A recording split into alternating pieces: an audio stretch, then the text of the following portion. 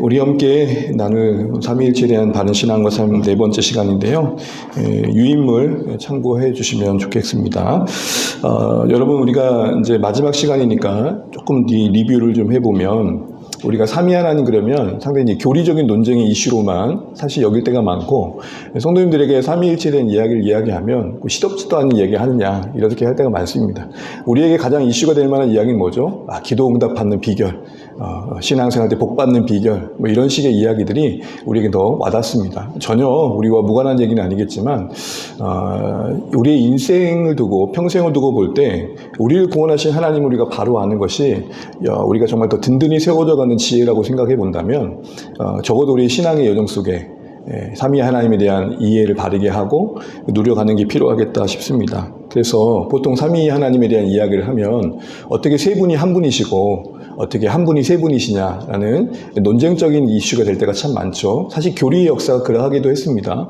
그런데 초대교회 성도들에게 삼위일체 하나님은 그런 논쟁의 이슈가 아니었습니다. 삶이었고 생명이었고 존재였고 호흡이었습니다. 그냥 그들의 삶의 실천 속에 삼위 하나님이 늘 함께 하시고 누려졌었습니다. 이것이 교리화되어 가면서 사변적인 요소가 된 건 있었던 것이죠. 그래서 여러분, 두 가지를 기억하시면 좋겠습니다. 어떻게 셋이 하나가 되고 어떻게 하나가 셋이 되냐를 우리가 바로 알긴 해야겠지만, 사실은 그걸 설명한다는 게 쉽지 않습니다. 이런 변증적인 이슈보다는, 사변적으로 삼위일체 하나님의 이야기보다는 관계적으로 이해하시면 좋겠고, 다른 말로 말하면 왜 하나님은 삼위 하나님으로 우리에게 자신을 나타내셨는가, 어떻게는 설명할 수 없는 하나님의 신비의 영역이니 우리가 알아내려고 하는 노력들이 불필요하다고 할 수는 없겠지만 그게 끝없다라는 거죠. 그래서 우리에게 필요한 자세는 왜 하나님은 성부, 성자, 성령 하나님으로 우리에게 자신을 나타내시고 그 각각의 하나님께서 구원을 위해 무엇을 하셨는지 우리에게 알려주시느냐, 이 부분을 우리가 알아가고자 하는 것이 중요할 것 같습니다. 그래서 사변적이기보단 관념적이기보단 관계적으로 실천적으로 삼위 하나님을 우리가 바로 알고 누려가는 신앙이 되면 좋겠습니다. 그래서 여러분, 우리가 한 예로 오늘 우리 에베소서 1장 3절에 14절 말씀을 벌써 네 번째 주에 보고 있는데, 기본적으로 이제 우리 주안의교회 성도들은 1장 3절에 14절이 긴 한 문장이라는 것들을 잊지 않으시면 좋겠습니다. 호흡이 끊어지지 않는 한 문장이란 말은 찬송하리로다는 그 시작에 담겨 있는 것처럼 이 바울의 감탄을 말합니다. 가을의 감동.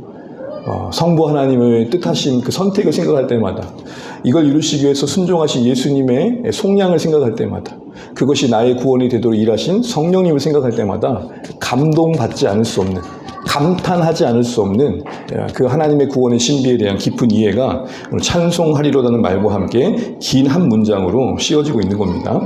우리가 이제 문법적으로 이렇게 구분을 해보면, 그래서 지난 시간 4절부터 6절, 7절부터 12절에서 각각 성부 하나님의 사역과 성자 예수님, 성자 하나님의 사역을 살펴봤었는데, 이슈만 잠깐 점검해 보면, 여러분, 성부 하나님이 우리 구원과 관련해서 하셨던 일하심이 뭐였습니까? 두 가지로 뭐죠? 선택과 예정, 예정과 선택, 이렇게 생각하시면 좋겠습니다. 이걸 한마디로 말하면 우리의 구원이 우리 존재 이전에 시작되었다는 것, 더불어 우리의 구원의 시작은 하나님께 있다는 것, 그러기에 흔들림 없으며 반드시 이루어질 일이라는 소망을 다시 한번 가질 필요가 있겠죠. 더 나아가서 내가 지금 예수 믿는 이 시점에 있는 것 자체가 하나님의 주권의 영에 속해 있다는 사실을 다시 한번 확인해 보게 되면, 이 자리에 서기까지 하나님 좀 끝없이 일하셨구나를 다시 한번 생각해 보게 되는 겁니다. 우리 보통 어떤 계획을 이룬다는 게 쉽지 않잖아요. 그래서 보통 이제 작심 뭐라 그래요?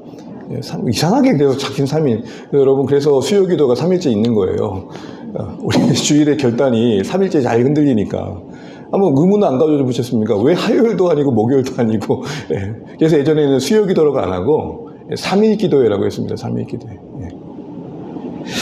성부 하나님의 예정과 선택을 생각해 보게 되면, 우리는 정말 생각하면 생각할수록 그 설명할 수 없는 하나님의 그 계획하심 앞에, 그 은혜 앞에, 하나님의 그 우리 구원을 위해 준비하신 그 일들 앞에서 깊은 감동을 받게 됩니다. 바로 알게 되면 말이죠. 그래서 이 소위 예정론, 선택론은 혹자들이 말하는 것처럼 외부를 향해서, 아직 돌아오지 않는 자들을 향해서 할 이야기들이 아니고 이미 믿는 우리에게 적용할 이야기입니다. 그러니까 내가 이 자리에서 뒤돌아보고 나니 숱한 선택들이 있었던 것 같은데 그 원점, 그 근본의 시작에 누가 계셨다? 하나님이 계셨다. 그래서 성부 하나님과 선택과 관련해서 그 결론부에 뭐라고 말합니까? 은혜의 영광을 찬송케 하려 함이라. 은혜의 영광이란 말이 무슨 말이에요? 우리는 은혜를 구하지만 우리의 시선은 어디로 가야 된다는 거죠? 그 은혜를 주신 누구? 영광 되신 하나님. 여러분 살아가다 보면 또 특별히 멀리도 가지 않아도 돼요. 자녀들을 보다 보면 자녀들은 항상 부모의 손에 뭐가 들려있냐로 실망감을 표현해요. 못된 것들이죠. 죄송합니다. 여러분 공감 안 하신 것 같아서 갑자기 제가 당황스럽습니다. 얘네들이 내가 부모가 있다라는 거 존재로 기뻐하고 감사해야 될 텐데 부시락거리는 봉지에 감동하는 거죠. 그래서 제가 예전에 오래된 일입니다. 그래서 집 앞에 뭐 검은 봉지가 있어 들고 들어갔더니 애들이 엄청 좋아하는 거예요. 쓰레기였거든요, 그게. 그래서 실망하는 모습이 있었어요. 오래전 일이었는데. 뭘 얘기하는 거예요? 우리에게 구원을 주신 하나님을 묵상하다 보면 그 은혜를 쫓아가다 보면 은혜의 근원이신 하나님을 만나는 게 되게 신앙의 중요한 순서다라는 겁니다. 우선순위라는 거죠. 성자 하나님과 가르쳐서 성령에 대해 얘기했었죠. 특별히 이것은 은혜의 풍성함으로 표현하고 있었습니다. 애정과 선택에 대해서는 은혜의 영광이라고 표현하고 있고 예수님의 속량, 우리 대신하여 죽으신 값 지불하심은 은혜의 풍성함으로 얘기하고 있죠. 각각의 표현의 의미가 있었습니다. 왜 특별히 십자가의 은혜를 풍성함이라고 했을까 할 때 그 안에는 크신 사랑이 담겨 있었고 또한 그 희생이 충분했기 때문이고 또한 그 희생을 통해 이루실 우리 구원을 향한 계획의 비전이 장엄했기 때문입니다. 그러니까 이 속량의 의미를 바로 알게 되면 그냥 나 하나 살리려고 구원하신 게 아니라 온 세상에 대한 거기 에베소의 말씀에 그런 표현이 있죠. 그리스도 안에서 만물을 통일하려 하심이라. 만물을 새롭게 하려 하시는 것. 이사야 언어로 바꾸자면 그 새하늘 새 땅입니다. 그러니까 이 성경이 각각의 맥락에서 표현하는 단어가 다르지만 이렇게 연결되는 거죠. 이사야에서는 새하늘 새 땅의 비전을 말씀하셨다면 에베소서에서는 그게 그리스도 안에서 만물의 통일이고 요한계시록에서는 어린 양의 혼인잔치. 이렇게 일맥상통하게 이제 연결되는 것이죠. 이제 이런 하나님의 뜻 안에서 예수님의 희생을 주신 구원이 그렇다면 우리에게 어떻게 이루어지게 된다는 거예요. 질문을 바꿔보면 이런 거예요. 여러분 신기하지 않으세요? 여러분 2000년 전에 그 예루살렘에 가 계시지 않았는데 어떻게 그때 십자가에 주신 예수님이 지금 여러분의 구주로 고백되실까요? 여러분의 믿음을 한번 스스로 돌아보시면 좋겠어요. 내가 어떻게 예수를 믿는다는 게 가능하게 되었는가? 누군가의 섬김이 있고 돌봄이 있고 사랑이 있고 기도가 있고 다 부수적인 요소들인데 근본적으로 여러분 자신에게 한번 자문해 보시자는 거죠. 내가 예수를 주로 고백한다는 거, 구원자로 고백한다는 거, 내 죄가 인정되어지고 내가 구원받을 길은 오직 하나님의 아들 예수밖에 없다는 거, 이런 고백들이 내 머리에서 나온 건가? 어디 가슴 한 구석에서 나온 건가? 여러분 어떻게 생각하세요? 이게 저는 모태신앙이다 보니까 어렸을 때 교회 생활해가지고 너무 이게 당연했던 것들이었거든요. 근데 이 당연했던 것들이 당연하지 않은 걸 알게 될 때 은혜의 여정이 시작된 거예요. 우리에게 이런 십자가의 예수님이 구원자로 고백되어지는 이면에 분명히 하나님의 계획하심이 있을 텐데 하나님의 그 선택이 예수님의 속량이 오늘 이 시대 2025년 오늘 나에게 고백되고 있는 이 현실은 우리는 어떻게 설명할 수 있겠는가? 그럴 때 우리가 설명할 수 있는 건 바로 성령 하나님의 사역이라는 겁니다. 오늘 두 가지 하나님의 사역을 말하고 있는데 괜찮으시면 한번 따라해 주시면 좋겠습니다. 인치심, 보증. 이 언어들 자체가 갖는 의미들이 풍성합니다. 먼저 우리 1장 13절 14절 같이 한번 읽어보겠습니다. 시작. 그 안에서 너희도 진리의 말씀 곧 너희의 구원의 복음을 듣고 그 안에서 또한 믿어 약속의 성령으로 인치심을 받았으니 이는 우리가 기업의 보증이 되사 그 얻은 것이 속량하시고 그 영광을 찬송하게 하려 하십니다. 아멘. 먼저 13절 중심을 보시게 되면 구원의 은혜가 우리에게 어떻게 소유되어지는가에 대한 답을 주고 있는데요. 여기 세 가지 중요한 요소가 나옵니다. 첫 번째는 진리의 말씀을 들었다는 겁니다. 들었다. 이거를 좀 교리적인 표현을 쓰면은 외적 소명이라 그럽니다. 우리가 예수 믿으세요. 예수님 여러분의 구원자이십니다. 이게 우리 어디에 들려요? 귓가에 들리는 거잖아요. 이게 외적 소명이에요. 외적으로 들려지는 거예요. 진리의 말씀이 들려지는 거예요. 이게 가장 중요한 요소입니다.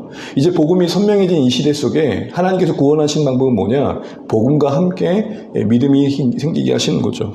그래서 복음이 우리의 안에 구원에 아주 중요한 요소가 되는 겁니다. 진리의 말씀이 복음이 증거되는 게 중요한 거죠. 그래서 들려지는 사역이 전하는 사역이 필요한 겁니다. 복음이 전해지고 그래서 듣게 되어진 구원의 환경이 필요하다는 것이죠.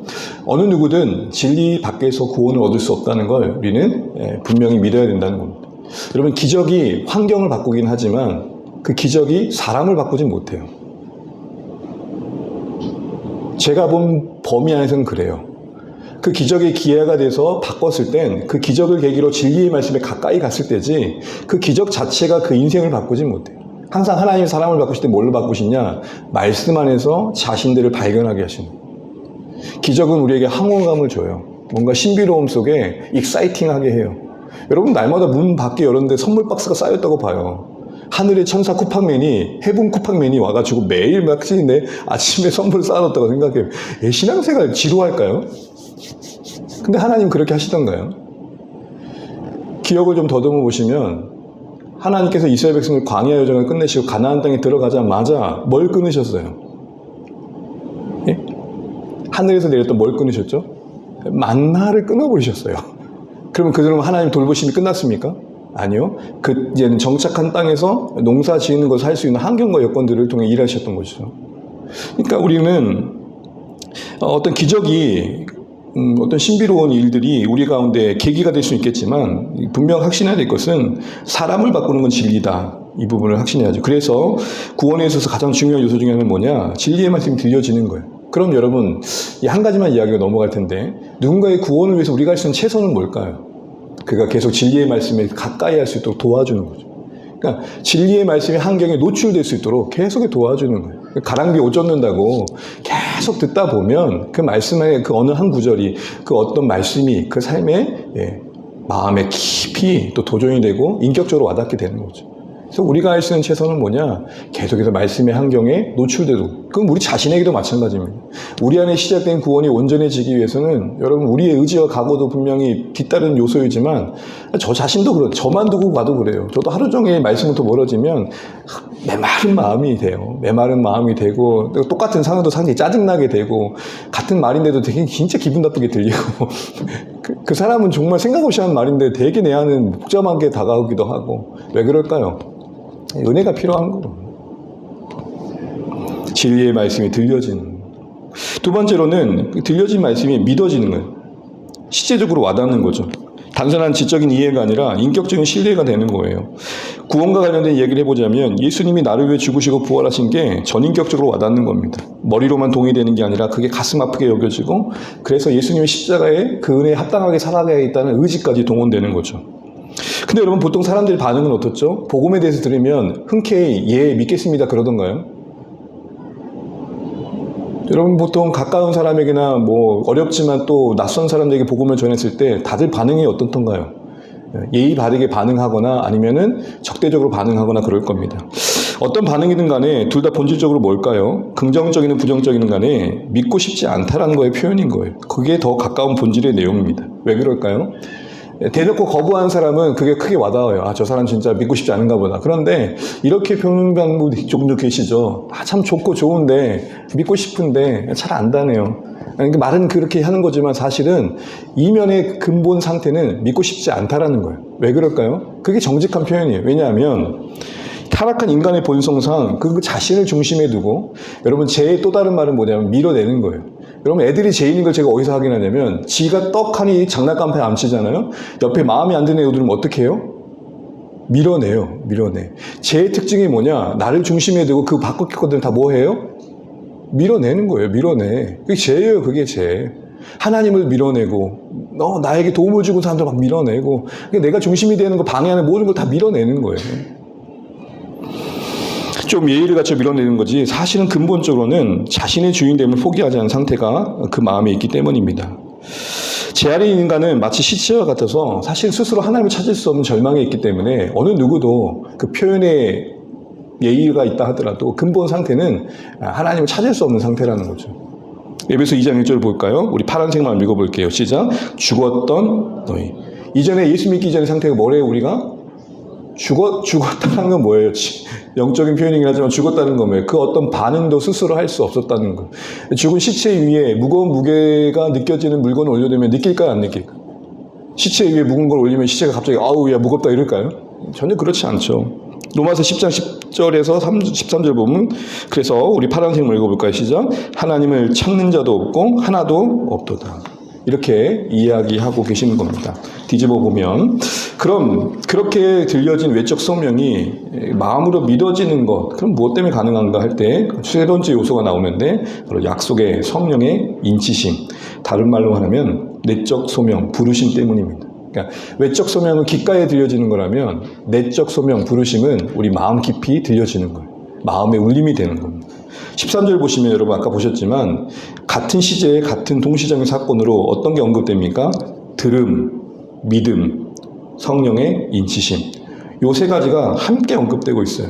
이걸 좀 더 분명하게 보여주는 게 데살로니가서 2장 13절인데 같이 한번 읽어볼게요. 시작. 주께서 사랑하시는 형제들아, 우리가 항상 너희에 관하여 마땅히 하나님께 감사할 것은 하나님이 처음부터 너희를 택하사 성령의 거룩하게 하심과 진리를 믿음으로 구원을 받게 하심이니. 아멘. 괜찮으시면 한번 동그라미 쳐보십시오. 성령의 거룩하게 하심, 동그라미, 진리를 믿음으로. 요 두 가지가 연결된다는 거예요. 그러니까 진리를 믿는 것 앞에 그 전에 성령의 뭐 하심이 선제되어 있어요? 성령의 거룩하게 하심. 성령이 우리를 새롭게 하심. 이것이 있었기 때문에 진리가 뭐 해졌다? 믿어졌다는 거고, 그 성령의 거룩해 하심의 대상이 된 사람 누구예요? 택함 받은 백성. 이렇게 성령의 논리가 진행되고 있는 겁니다. 이런 궁금함 속에, 이런 표현 속에서 궁금한 게 한 가지가 왜 그럼 약속의 성령으로 성령을 표현했느냐라는, 상식적으로 우리가 조금 알고 넘어가면 좋겠는데요. 약속의 성령이라는 것은 이 성령의 사역이, 또 성령이 하신 일들이 이미 구약에 예고되어 있었다, 이 말입니다. 좀 더 구체적으로 말한다면 아브라함에게 말씀하셨던 복이 뭐죠, 여러분? 아브라함에게 말씀하신 복이 뭐예요? 너로 말미암아 열방이 축복받게 될 거라. 이 말은 갈라디아서 말하면은 예수 안에서 우리가 믿음으로 이방인들도 하나님 백성 되는 복이었죠. 우리가 그거 강사님 모시고 말씀 쭉 들었었죠. 그런데 이게 성령의 통해 그 약속이 성취된다는 거예요. 그러니까 약속의 성령이라고 말하는 의미는 뭐냐면 성령을 통해 그 약속이 성취된다라는 말입니다. 또 한 가지 보게 되면 구약에 보게 되면 에스겔 말씀이 이와 관련되어 있는데요. 복음 안에 새로운 시대가 열릴 것을 예고하는 이 에스겔 말씀이 가능하게 되는 것은 새로운 영으로 말미암을 것이라는 약속이 있었기 때문입니다. 바로 그 새로운 영의 약속을 이루신 분이 누구냐? 성령 하나님이다. 이런 의미예요. 정리되시죠, 여러분? 이렇게 정리가 되는 겁니다. 성령 하나님이 그걸 성취하셨기 때문에 약속의 성령이라 그런 것이고, 성령 하나님이 약속하신 그 새 영이기 때문에 성령 하나님을 약속의 성령이라고 하는 겁니다. 이 두 가지 관점에서 정리가 되는 것이죠. 그래서 우리 한 말씀만 같이 한번 읽어보죠. 에스겔 36장 26절 함께 읽습니다. 또 새 영을 너희 속에 두고 새 마음을 너희에게 주되 너희 육신에서 굳은 마음을 제거하고 부드러운 마음을 줄 것이며. 에스겔 36장 26절에 새 영이 곧 성령 하나님으로 그 약속이 성취되었다, 이런 의미인 겁니다. 어렵지 않으시죠? 이제 우리가 주목할 것은, 근데 그 하나님이 하신 일이 뭐다? 인치신다. 이건 다른 말로 말하면 인장을 찍다. 그럼 인장을 찍다 그러면 딱 떠오르는 그림이 뭐예요? 인장을 찍다 그러면 도장 비슷한 거 떠오르시죠? 여러분 보통 삼겹살 먹다 보면 푸른색 빛깔의 껍데기에 붙어있는 거 보이시죠? 검수 맞힌 거 딱 찍고. 갑자기 삼겹살 얘기하는 이유는 뭘까요? 당시의 가축이나 자신의 물건의 소유권을 나타나기 위해서 뭘 찍었냐면 인장을 찍었어요. 그리고 인장을 찍은 봉투 같은 것은 임의로 개봉을 하면 안 돼요. 보호를 의미했어요. 또한 인장을 찍었다라는 것은 그 모든 내용들이 진위가 분명한 것이다라는 확인용이었어요.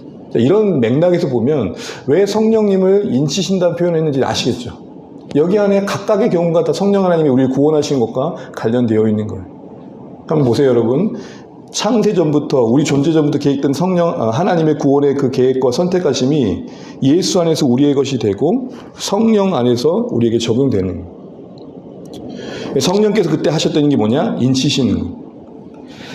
그래서 각각의 경우를 대입해서 설명해 보면 인치셨다는 표현은 첫 번째 우리에게 성령 하나님을 통해 우리가 하나님의 것이 되었음을 선언하게 되는 것입니다. 그래서 고린도서 6장 19절 20절 보시게 되면 너희는 값으로 사게 되었다. 그러니까 성령님이 하나님의 소유로 우리를 삼으시는 일들에 사역을 하셨다라는 겁니다. 그러니까 성령님이 우리 안에 계심으로 우리는 하나님의 소유된 자로 선언이 되는 겁니다. 또한 성령님이 인치심으로 표현되고 있는 것은 이렇게 우리를 소유하신 성령님이, 우리를 하나님과 연결시킨 성령님이 하시는 일들이 뭐냐? 우리를 보호하시고 안정케 하신다는 거예요. 또 성령님이 우리 안에 계심으로 인해서 우리는 우리 스스로가 하나님의 소유된 것을 확인하게 된다는 거예요. 고린도서 12장 3절은 우리 차분히 차근차근 같이 한번 읽어보겠습니다. 고린도서 12장 3절 시작. 그러므로 내가 너희에게 알리로니 하나님의 영으로 말하는 자는 누구든지 예수를 저주할 자라 하지 아니하고 또 성령으로 아니하고는 누구든지 예수를 주시라 할 수 없느니라. 아멘. 여러분, 이 말씀을 가만히 묵상해 보면 우리가 보통 성령 사역하신 분들을 보게 되면 성령의 임함의 여러 증상과 현상들을 가지고 강조할 때가 참 많습니다. 예를 들어서 성령이 임한 증거는 방언을 해야 된다, 뭐 이런 얘기를 많이 하죠. 여러분, 우리 안에 성령님 계시다는 걸 이 말씀에 근거해 본다면 뭘 통해 확인할 수 있습니까? 내가 내 입술을 열어서 예수를 마음 깊이 구원자로 고백하는, 이게 나에게 역으로 확인시켜주는 게 뭐예요? 내 안에 누가 계시다? 방언을 해야 되고 이적을 경험해야 되고 갑자기 춤을 춰야 되고 이런 것들을 통해 확인되는 성령님이 아니라, 내가 참 지극히 평범한 내가 내 입술을 열어서 2000년 전에 그 예수님의 십자가가 가슴 깊이 와닿고 내가 죄인임이 인정되고 나를 구원하실 분은 오직 하나님밖에, 아들 예수님밖에 없다는 거 믿어지는 이 사실 자체가 내 안에 뭐가 계시는 증거라고요? 그럼 여러분, 엉뚱한 데서 확인할 필요가 없는 거예요. 물론 우리는 내 안에 계신 그 성령님을 경험하고 싶고 그 풍성이 맛보고 싶은 건 전 너무 좋다고 봐요. 그런데 그거 없이, 그러니까 그걸로만 확인하려는 건 아니라는 것이죠. 그렇게만 해야 내 안에 성령님이 계시다는 걸 느끼려고 하는 것 자체는 복음적인 자세는 아니다라는 것입니다. 이미 우리 안에 내 고백 속에 예수를 주로 고백하는 이 사실 안에서 내 안에 성령이 계시구나, 이걸 확인할 수 있는 게 중요하다는 겁니다. 그러니까 우리 이 시대에 너무 성령님이 어떤 증상과 현상으로 체험적으로만 확인되려고 하는 것들은 우리의 영적 상태를 조금 혼탁하게 할 수도 있습니다. 왜냐하면 요 얘기만 하고 넘어갈게요. 어떤 증상과 형상은 교회 안에만 있지 않아요. 모든 종교 영역에는 체험이 있어요. 여러분, 불교에서도 금이빨 현상이 나타나요. 힌두교에서도 희한한 것들을 보게 되고요. 방언은 교회만 있을까요? 어느 목사님이 외국에 여행을 갔는데 갑자기 강사님이 기도를 부탁한 거예요. 모든 회중들이 다 외국인들인데 언어가 안 되잖아요. 그때 강사님이 이렇게 말하세요. 편하게 한국말로 하세요. 저들은 방언으로 할 거예요. 위로가 되시는 거잖아요. 그래서 저번에 말레이시아 갔는데 가정 방문할 때 선교사님이 갑자기 저한테 기도를 하라는 거예요. 하시라고. 갔는데 본인이 한국말로 하더라고요. 그래서 속으로, 그럼 내가 할 걸. 그래서 영어로 할 줄 알았죠. 해보니까 하면서 빠도 하면서 할 줄 알았더니 한국말로 하더라고요. 제가 드리고 싶은 말씀이 요즘은 뭐냐면, 우리가 성령님이 이미 우리 안에 계시다는 것을 너무 어마어마한 걸로만 확인하려고 하지 마시라는 거예요. 우리 안에 예수를 구주로 고백하는 모든 신자들 안에 누가 계시다? 그걸 느끼는 거예요. 거기서부터 시작하셔야 돼요. 그럼 이 성령 하나님 인치심을 우리는 어떻게 정리하면 좋을까 할 때, 여러분 조금 교리적인 표현인데 중생, 거듭남으로 이렇게 이해하시면 좋습니다. 요한복음 3장 3절에 이렇게 표현되어 있죠. 사람이 거듭나지 아니하면 하나님 나라를 볼 수 없느니라. 이 성령의 인치심은 교리적인 용어로는 중택, 다시 태어난 거듭남을 말할 때 이 사역이 하는 일이 뭐냐? 우리의 굳은 마음, 저항하는 죄된 본성을 새롭게 재창조하는, 한마디로 말하면 심령의 변화입니다. 영혼의 변화이고요. 돌같이 굳어있는 우리 마음이 녹아지고 무감각하고 어두웠던 우리 마음에 빛이 임하고 생기가 부여되는 것. 그래서 여러분, 각주 1번을 보시면 복음 앞에 이런 반응을 하게 되는 게 우리 안에 중생을 경험한 신자의 고백인 겁니다. 같이 한번 볼까요? 한번 쭉 읽어볼게요. 시작. 자신들의 죄와 비참함을 깨달아 확신시키시고 그리스도를 아는 지식으로 그들의 지성을 밝히시고 그들의 의지를 갱신시키시며 그들을 설득해서 그들이 복음 안에서 모두에게 값없이 제공된 예수 그리스도를 영접할 수 있게 하신다. 이게 우리 안에 심령의 변화를 계시는 중생, 인치심의 사역을 의미하는 겁니다.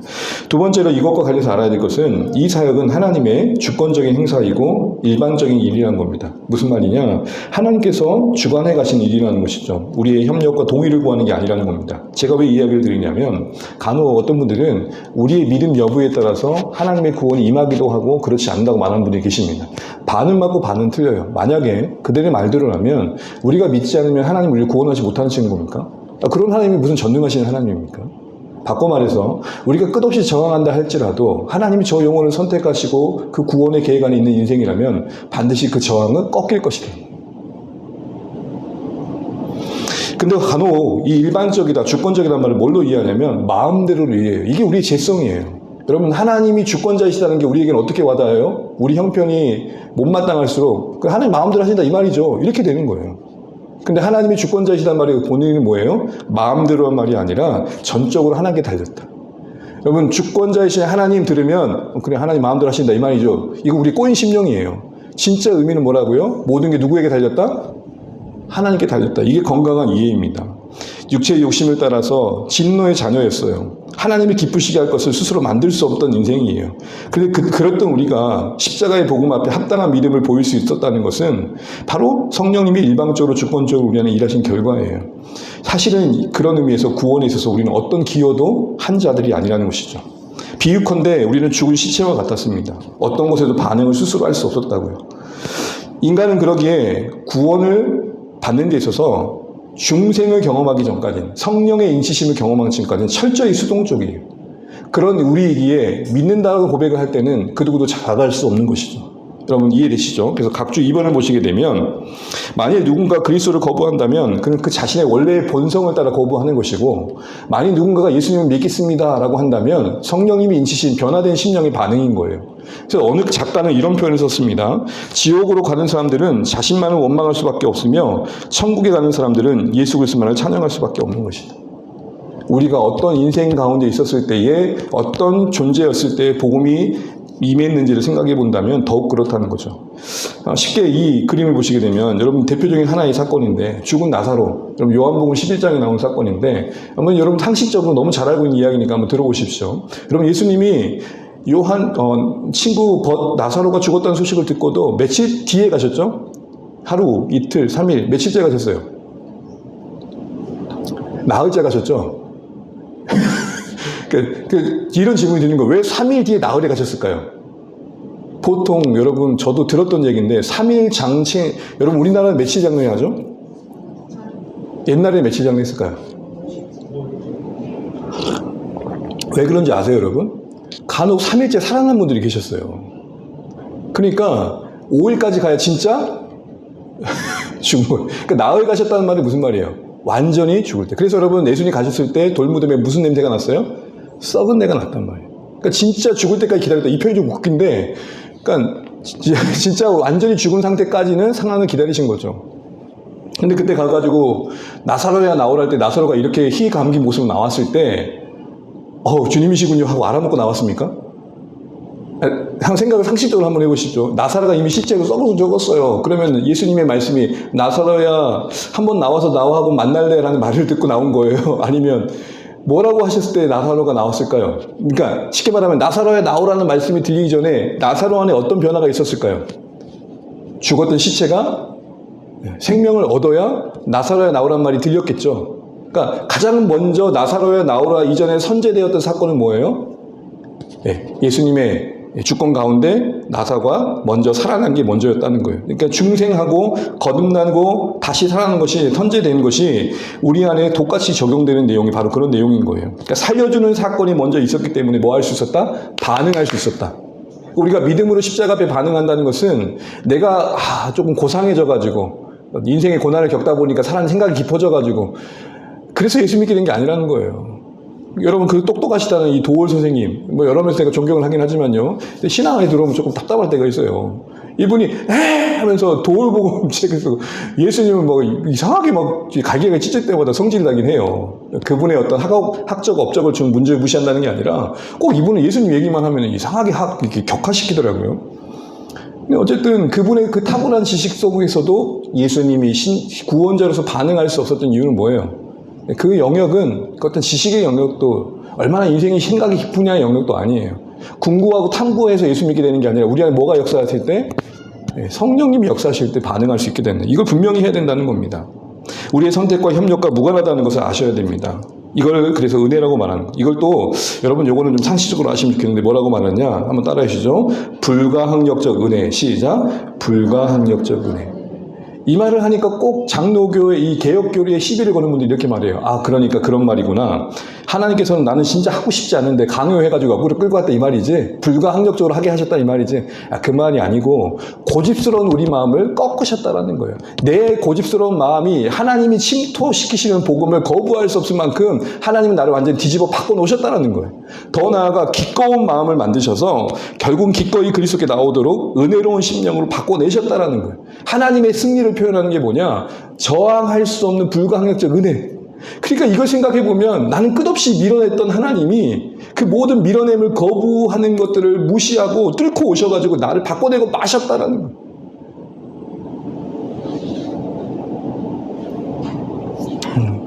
이 말하면 더 길어지니까 여기서 멈출게요. 어떤 의미인지 아시겠죠? 결국 구원을 예정하시고 선택하신 그 뜻이 약속을 성취하신 약속의 성령 안에서 열매 맺음을 보여주는 겁니다. 여러분 여기까지는 이제 우리가 분명히 하셔야 돼요. 그러니까 내가 예수 믿습니다라는 고백을 할 때 우리 감동이 되는 이유는 뭐냐면 이 고백은 내 힘으로 도저히 만들어낼 수 없는 고백이고 또한 이 고백을 만드신 성령님이 내 가장 가까이 계시다라는 확증이 되기 때문에 그렇습니다. 여기서 확인하기 시작하셔야 돼요. 근데 우리는 자꾸 이걸 여기서 확인 안 하고 어디서부터 확인하래요? 자꾸 뭘 보고 경험하고 듣고 어떤 놀라운 체험 속에서 성령님을 확인하려고 그래요.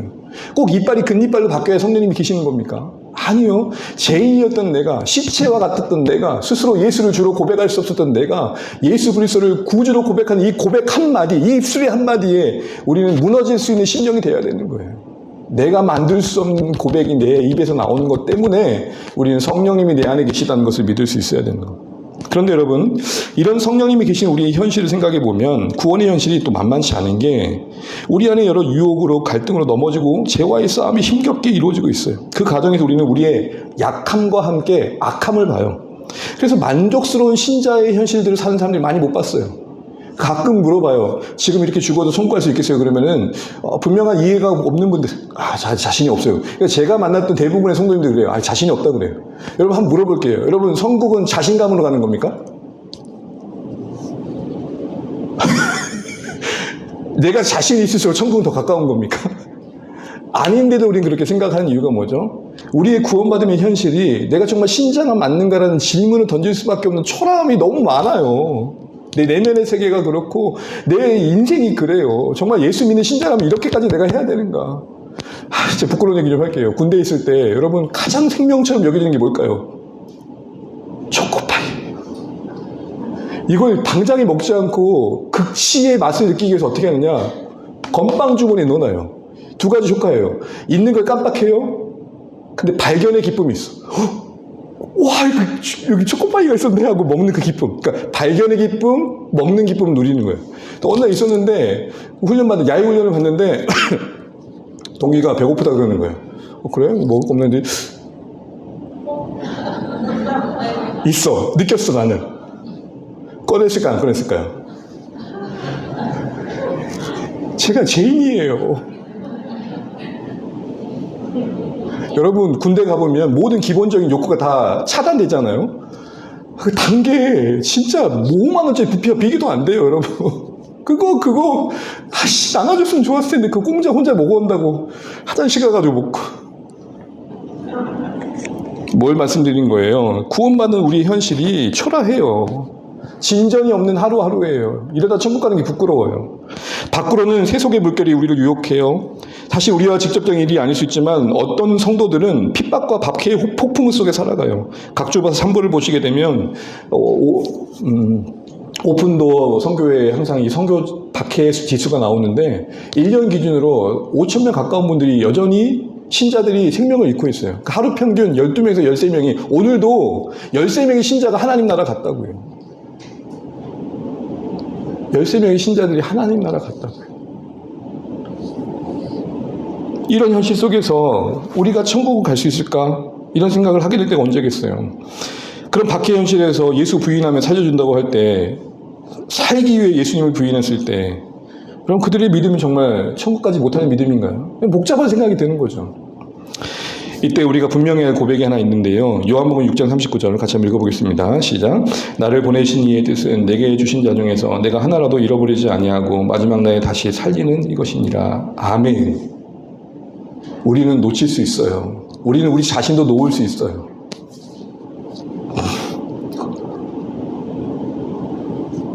우리가 누군가를 못 붙들어 줄 수도 있어요. 나조차도 내가 나를 놓을 수도 있고요. 근데 하나님이 안 놓으신 것 때문에 가는 게 천국이에요. 그게 구원이에요. 안타까운 이별을 한 신자들을 생각할 때 이거 절대 놓치지 마세요. 그럼 어떻게 우리는 구원받은 이 은혜를 보존할 수 있으면 신뢰할 수 있을까요? 그래서 성령이 하신 일이 뭐라고 말하고 있냐면 14절 보시게 되면 성령 하나님 우리의 기업에 뭐가 되신대요? 보증입니다. 보증은 어려운 개념이 아닙니다. 여러분 보증은 계약금이에요. 여러분 어떤 물건을 살 때 계약금을 지불한다라는 구매자의 의지는 뭐예요? 이거 누구한테 주지 마세요. 이거 내가 찜해놓은 겁니다. 이거 누구한테 주지 마요. 내가 반드시 완부를 하고 내 거 가져갈 테니까. 그리고 맡기는 게 뭐예요, 여러분? 계약금이잖아요.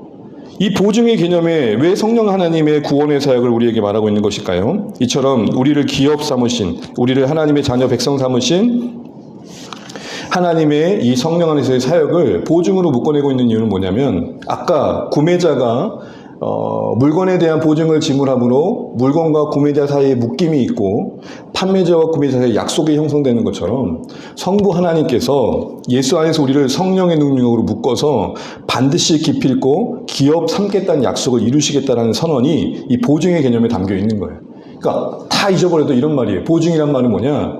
하나님이 구원의 주권자이신 하나님이 성령은 우리를 묶으셔가지고 결코 끊을 수 없는 관계로 만들어내고 마셨다는 거예요. 그게 보증 관계예요. 예수의 십자가의 피값을 지불하시고 계약금을 다 지불하시고 그 아니 계약금 정도가 아니라 다 완부를 하시고 성령 안에서 우리를 묶어서 그 어떤 것도 끊을 수 없는 보증의 관계로 만드셨다는 거예요. 이 관계 속에서 우리는 살아가고 있다는 겁니다. 그래서 이 말을 조금 더 구체적으로 말하자면 지금 여러분 4페이지를 보고 있습니다. 상단부에 보시면 성령 하나님께서 우리를 새롭게 하시고 우리가 하나님 자녀된 이후에 구원받은 성도들은 결국 포기하지 않으시고 변함없이 함께 하시고 돌보시고 도와주시는 은혜 아래에 있다는 것을 알아야 된다는 겁니다. 이건 좀 더 구체적으로 말하면 이렇게 말해야 될 이유는 뒤에 얘기하겠지만 그렇다라는 것이 우리를 가만히 있게 두신다는 건 아닙니다. 가만히 있으면 천국 간다 이런 의미는 아니라는 겁니다. 좀 더 구체적으로 말하자면 아버지이신 하나님 뜻 안에서 예수님의 속량의 의를 우리에게 전가시켜 자녀로 삼으심으로 우리 안에 시작하신 거룩한 목적을 이루기까지 역사하신다는 것도 담고 있다고 봐야 됩니다. 이게 되게 중요한 구원의 그림인데요. 우리 이 밑에 한 저자가, 한 교수님이 한 말을 한번 읽어보면 정리 한번 해볼게요. 시작. 칼빈의 구원론의 주제는 자신과 원수가 된 자신을 먼저 사랑하시고 값없이 부르셔서 독생자 그리스도의 의를 전가시켜 자녀로 삼으시고 그럼에도 불구하고 여전히 죄인인 신자들을 포기하지 않고 성령의 조명과 역사로 끊임없이 거룩하게 빚어가시는 하나님의 은혜이다. 여기 안에 삼위 하나님의 사역이 다 녹아져 있죠.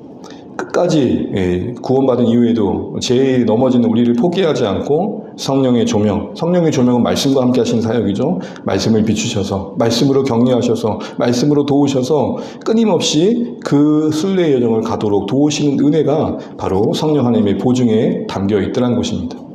그래서 기업의 보증이 되심을 말하면서 덧붙여 하신 말씀이 뭐냐면 그 얻은 것을 속량하시고 돼 있는데 이 번역은 조금 바뀌었으면 좋겠어요. 원문을 그대로 지켜가면 이렇습니다. 그 얻으신 것을 뭐 하기까지요? 속량하시기까지. 그러면 어떤 이 맥락 안에서 아주 중요한 사실이 하나 생각이 하긴 되죠. 하나님의 자녀된 기업된 우리를 속량 곧 온전히 만드시는 그 구원의 완성에 이르기까지 성령은 그 역할이 뭐라고요? 보증이 되신다는 거예요. 여전히 부족하고 약하지만 성령의 보증하심 아래서 우리는 결국 완성될 속량을 보장받고 있다. 이렇게 이해할 수 있는 구절이 되는 것입니다. 그래서 기업의 보증이 되신다는 게 뭘 해도 천국에 안전하게 도착합니다. 라는 보호를 의미하는 것이 아니라 신자들을 견디게 하시는, 인내케 하시는, 견일하게 하시는 그 성령 하나님의 사역 속에서 목적한 거룩의 여정을 걷게 하신다. 이 말을 담고 있는 것입니다.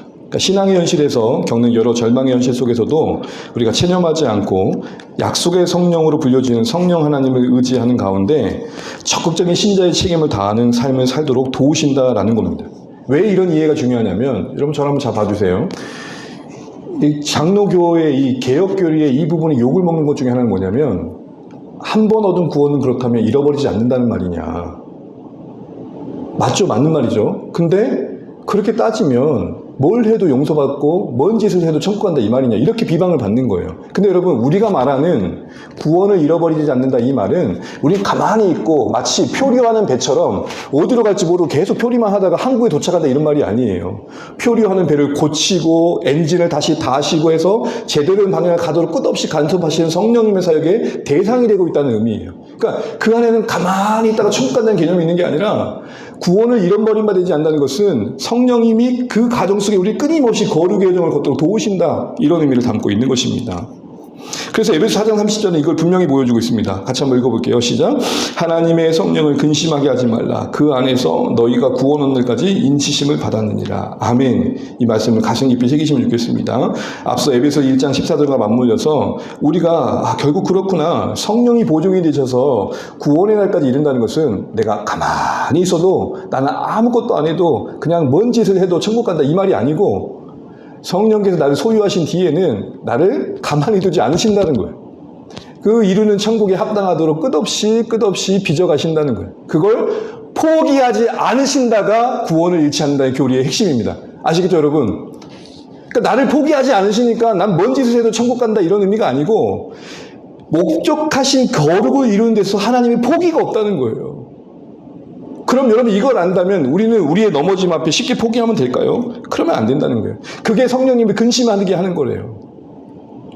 우리 안에 함께 하시는 성령님이 우리를 거룩에 이르도록 끊임없이 역사하시는 이끄심에 순종하고 그 가정을 도우심을 의지해야 된다는 거죠. 그러니까 성령 하나님에 대한 이해가 바르게 자리 잡아요. 성령 하나님은 그와 같이 보호자와 양육자가 필요한 우리를 돌보시고 도우시는 분이라는 거죠. 저는 이렇게 설명하고 싶어요. 우리 안에 계신 성령님은 감시하시는 분이 아니라 감찰하시는 분이다. 감시는 뭐예요? 내 이놈 잘하는가 보자. 이게 성령님이 우리 안에 계신 게 그런 목적이 아니라 감찰이에요. 감찰은 뭐죠? 겉만 보는 게 아니라 마음 깊은 것을 속사정을 살펴주시고, 우리 그럴 때가 제일 속상하잖아요. 난 진짜 최선을 다해서 했는데 뭔가 얘기하다 보면 내가 나쁜 놈이 돼 있어. 아, 이건 열받죠. 내 마음도 몰라주고 내 속사정도 몰라주고. 근데 그걸 누가 하신다고요? 성령님은 그걸 알고 우리 현실 속에서 구원의 그 여정을 걷도록 도우신다는 거예요. 그래서 마음 깊은 곳까지 살피시니까 사랑 안에서, 은혜 안에서 살펴주신다는 의미도 담고 있는 것이죠. 이런 성령님의 함께하심, 그 보증하심 속에 이 은혜는 어느 누군가가 이해하는 것처럼 특별히 헌신된 사람만 누리는 특혜가 아니고, 여러분, 우리같이 실패가 숙명적인 우리 인생의 은혜예요. 그러니까 제가 왜 이 말씀을 자꾸 드리냐면, 넘어짐 속에 우리는 성령님을 더 의지하는 쪽으로 가야 된다는 거예요. 왜요? 그게 성령님의 사역이시니까. 성령님을 우리는 여러분 따라해 주시죠. 보혜사. 여러분 보시게 되면 요한복음 14장 보면 보혜사라고 나면요. 보혜사란 말의 의미는 뭐예요? 돕는 이에요. 더 헬퍼. 그럼 성령님이 도우신 분으로 우리에게 자신을 소개하셨다는 건, 도우시고자 하는 성령님 우리는 뭐 해야 되는 거예요? 예? 의지해야 되는 거예요. 근데 여러분 가만히 생각해보면 우리는 언제 누군가의 도움이 절실하던가요? 내 힘으로 안 될 때, 빈들에서 걸을 때, 뭔가 부족하고 내 힘으로 안 될 때 누군가의 뭐가 필요해요? 그런데 도움이 필요한 우리 마음을 다 충분히 내 마음처럼 헤아려 주던가요? 세상 살다 속상한 게 그거 아니에요. 다 내 마음 같지 않다는 거 아니에요? 격하게 공감하고 있어요. 이 두 분 왜 그런지 모르겠는데 자꾸 이 두 분은 지금 누구를 생각하는지 막 격하게 공감하고 있어요. 우리가 살다 보면 서로 안에서 그런 마음이 느껴져요. 누군가 하는 게 아니라. 좀 저라고 예외겠습니까? 근데 신자의 은혜는 뭐예요?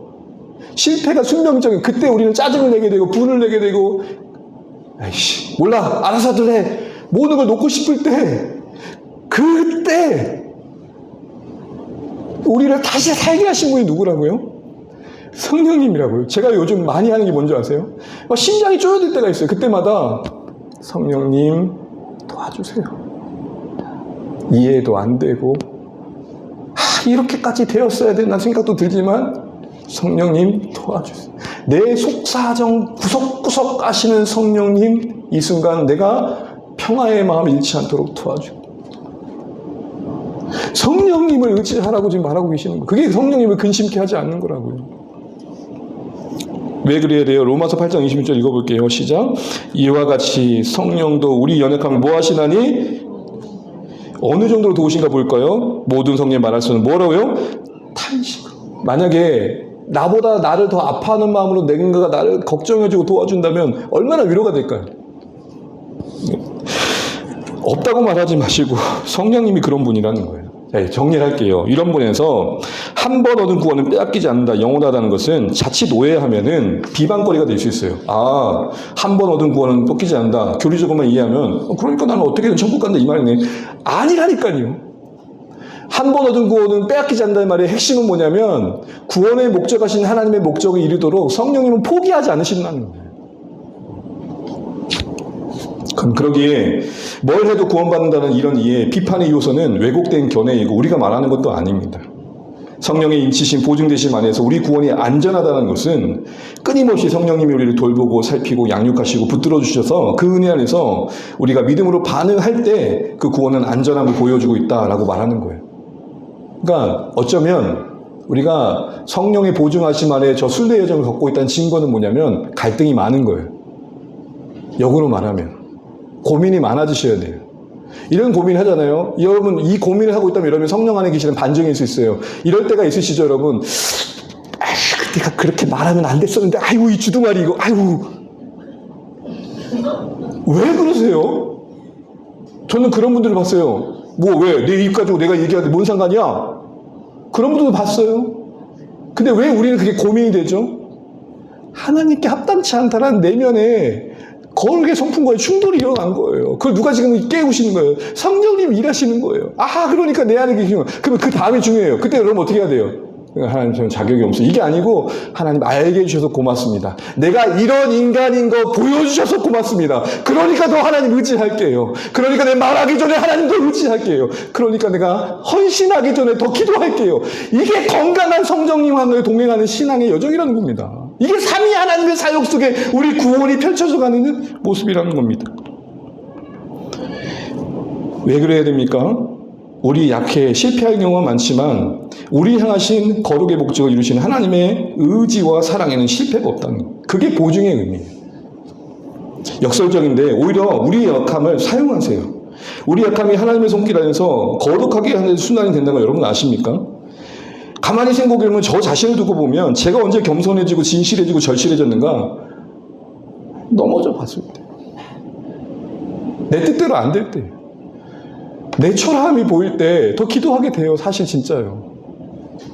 베드로 하는 예를 들고 마치겠습니다. 우리 베드로 누가복음 22장 31절 30절 한번 읽어보겠습니다. 시작. 시몬아 시몬아 보라 사탄이 너희를 밀가부르듯 하려고 요구하였으나 그러나 내가 너희를 위하여 내 믿음이 떨어지지 않기를 기도하였노니 너는 돌이킨 후에 내 형제를 굳게 하라. 제가 이 말씀 듣고 충격을 받았어요. 여러분 예수님이 중보 기도면 성공해야 돼요? 실패해야 돼요? 보세요. 31절에 시몬을 위해서 예수님이 사탄의 시험하고 있는 밀가루는 시험한다는 거예요. 기도했대요. 떨어지지 않기를. 근데 그 다음 말씀이 뭐예요? 너가 돌이킨 후에. 이 말이 무슨 말이에요? 그 사이에 뭐가 있었어요? 돌이킬 필요가 있는 떠남이 있었다는 거죠. 여러분 예수님이 저를 위해 기도해 주시면 저는 넘어짐이 있어야 돼요? 없어야 돼요? 한 번도 넘어지지 않아야 예수님의 기도의 응답 아닙니까? 근데 지금 베드로를 두고 기도하신 예수님의 기도가 어떻게 됐어요? 믿음이 떨어지지 않기를 기도합니다 라고 했는데 베드로는 정작 믿음이 떨어졌어요. 몇 번 부인했어요. 근데 돌이킨 후에 내 형제를 굳게 하래요. 예수님의 기도 응답 받은 겁니까? 응답받지 않은 겁니까? 그러니까 여기서 우리의 믿음에 대한 오해예요. 한 번도 넘어지지 않는 게 응답이라 생각하면 안 된다는 거예요. 예수님이 베드로를 기도하실 때 믿음이 떨어지지 않게 기도했다는 그 내용 안에 뭐까지 들어있느냐? 실패도 포함된 거예요. 그러니까 믿음이 떨어지지 않는 데의 정의는 뭐냐면 안 넘어지는 게 아니라 넘어져도 다시 일어날 줄 아는 것! 바로 정리하시면 좋겠어요. 그러니까 우리는 어디서 넘어지냐면 안 넘어져야 되니까 넘어지는 거예요. 넘어지는 존재인 줄 알 때 덜 넘어져요. 제가 운전 언제 사고 났을까요? 가장 이빨이 자신감 있을 때. 핸들을 이렇게 잡을 때. 한 손으로 할 때. 그때 사고 났어요. 아, 백미러는 이쪽도 있는구나. 그때 알았지. 왼쪽 보고 후진하다가 여기 퍽 소리가 오른쪽도 백미러가 있는구나. 그때 배운 거죠. 사랑하는 주안의 가족 여러분, 믿음이 떨어지지 않는다는 것은 전혀 실패하지 않는 게 아니라 실패 중에도 실패하지 않으시는 하나님의 구원의 의지와 약속에 나를 맡기는 쪽으로 가는 것입니다. 정리하죠. 구속의 날까지 부름받은 성도의 기업이 보증이 되신다는 성령님의 사역의 은혜 아래 우리가 있습니다. 이 사실을 바로 안다는 것은 진짜 우리의 위로가 되고 구원의 현실의 절망을 피할 수 없는 우리의 모습에 자랑이 되어셔야 됩니다. 그래서 사도 바울은 이렇게 자랑합니다. 고린도후서 12장 9절 10절 같이 읽죠. 나에게 이르시기를 내 은혜가 내게 족하도다. 이는 내 능력이 약한 데서 온전하여 심이라 하신지라. 그러므로 도리어 크게 기뻐함으로 나의 여러 약한 것들을 자랑하리니 이는 그리스도의 능력이 내게 머물게 하려 함이라. 그러므로 내가 그리스도를 위하여 약한 것들과 능욕과 궁핍과 박해와 공고를 기뻐하노니 이는 내가 약한 그때에 강함이라. 아멘. 예수님의 베드로를 향한 중보기도는 베드로의 배반만 보면 실패해요. 그런데 예수님은 어디까지 염두하시고 믿음이 떨어지지 않기를 기도했다는 것은 실패를 포함시키시고 한 기도였다는 거 잊지 마십시오. 그러니까 우리에게는 이렇게도 말할 수 있는 거예요. 실패가 허용되고 있는 거예요. 어쩌면 그 실패를 통해 내 진짜 모습을 발견해 가는 거예요. 괜찮아 보이는 나, 멋져 보이는 내가 되기 위해 너무 애쓰는 것도 여러분 복음적이지 않아요. 자꾸 이렇게 사람들이 볼 때 나는 어떤 존재인가를 자꾸 확인하다 보면 겹겹이 쌓여가요. 그걸 전문용어로 뭐라 그러냐? 치장, 포장, 화장이라 그러는 거예요. 우리는 포장하고 치장하기보단 성장하셔야 돼요. 성장이 만든 매력의 빛은 그 어떤 하정과 포장으로도 바꿀 수 없어요. 우리 언제 성장할까요? 저 자신을 볼 때 제가 진짜 직면하게 될 때, 아, 나 이거밖에 안 되는 인간이구나. 그래서 여러분 고생하셨고요. 오늘은 좀 내용이 길어 말씀이 좀 늦어졌는데 너무 많이 늦은 건 아닌 것 같아요. 그래도 감사하게 맞춰서 감사하고 성령 하나님의 사역을 받습니다. 인치심과 보증하심. 이거 묵상하다 보면 우리 구원의 현실에 이렇게 많은 것들이 또 이해되어지고 설명되는 부분이 있는 것 같습니다. 사랑하는 주안의 가족 여러분, 예수님을 주로 고백한다는 건 성령님 우리 안에 계시다는 증거입니다. 놀라운 은혜 받은 자입니다. 그러나 은혜 안에 있는 우리 현실이 사실 그 은혜에 합당하지 않은 데가 참 많죠.